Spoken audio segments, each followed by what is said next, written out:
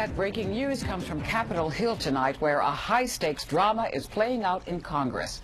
It's in the effort to avoid a partial shutdown of the Department of Homeland Security, which will begin in 6 hours if funding isn't approved.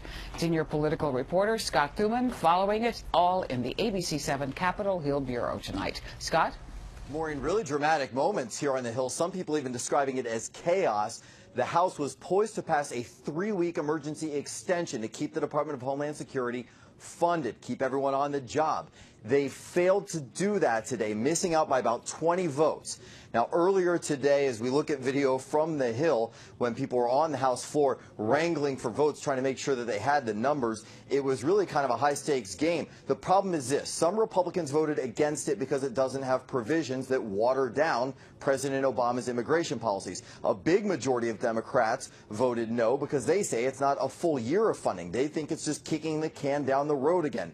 Now, here's one way that they can fix this before the midnight deadline. The House can pass a Senate bill that went through this morning that is a full year of funding. It's a clean bill, and it would prevent 30,000 DHS employees from being furloughed or 200,000 or so from having to work without pay. Here is some of the back and forth earlier today. Whether or not the funding runs out, the essential services will continue. Border Patrol, Custom Border Protection, ICE, among them. The Senate has thrown Speaker Boehner a life preserver, and he refused to take it.